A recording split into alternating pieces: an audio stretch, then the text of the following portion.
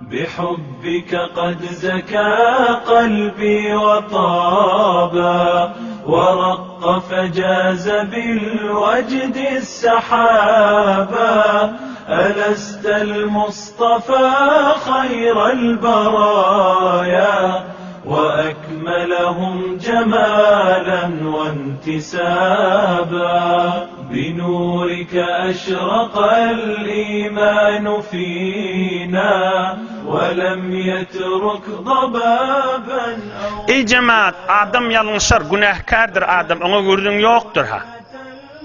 Peygamberlerden sonra masum yok, hemmemiz günahkar.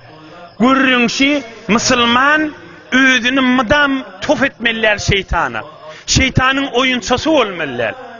Halancırası ömrünü günahın idinine geçirtmeliler. Yoksa kim ayıp bilecek men günah etmeyerini? Kim ayıp bilecek men günahdan pek dip? Hiç kim ayıp bilmedi ahim.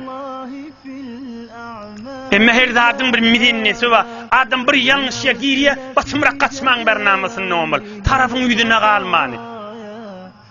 Basımıra etbermen bernamasını olmalı. Şeytanın maskar etmeyle kız gülmeke. Allah'ın kaharına düşmeke.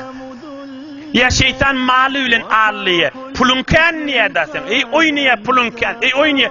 Ahir bir gün tesadüf et ya matur maşin şu günahsının üstüne. Tesadüf et ya yıkılıya. Şeytan hoş diye bidar men seninle. Ne diyeyim inni günaha yaran hatta. Şunun için ekseren yaşoğlulluklasın. Ekseren adam ya miriz olsa, ya malı elinden gitse, ya bir musibet yetişti, ya bir ölüm yetişti, derru adam tövbe yadına düşüyendir. Neyim şeytan ondan derru hoş ben senden bidar diyedi. Ekser adam şonuğu bir tövbe yadına düşüyedi.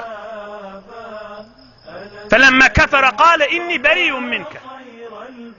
Şol adamdan te maksadına yetkense uğruya, görse maksadına yetip bilmeyecek mi? Hoş bidar dik göveriyedi. Ya meselen ovodallığı bilen ağırlıya, bir erk adamı ya bir zinhanani, egin maşının ovodallığı, yüdüvödünün ovodallığı, kattının ovodallığı, kepleyişinin ovodallığı bilen, hey şeytanımın ağırlığı, adam ağırlanır, imme bir mizennece koyuyor. Gürrünşü ömrünü şon idinine geçirmez. Yine gürrünşü min ayende de tövbe edecek diyemez, şu vakt tövbe eder. Men ödüm tövbe edecek, ödüm bilyen ahim bizatlar didi işi gaytton, men tövbe edecek didik da şol adamın. Men tövbe etmeyen nididir hakka imcak bilağam şol. Onun şeytan Allah otida o sen ödün günne doğru hatmın var ahim sen tövbe edeceksin bellahim diye ona Allah oti oyna otida. Sen hatmın mı doğru hatmlan ba ayda bir de hatmedi otiyen günne bir para Kur'an okuyup tuğumuz. Hayat cevallıktır oğrinçe adam günah etiyar adip onu bol oyna otida.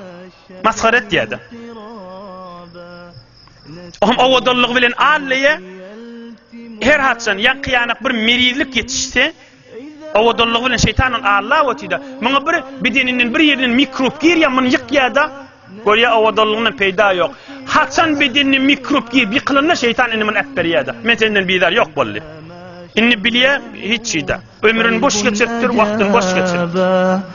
إذا ما شمه قلب أجابا بحبك قد زكى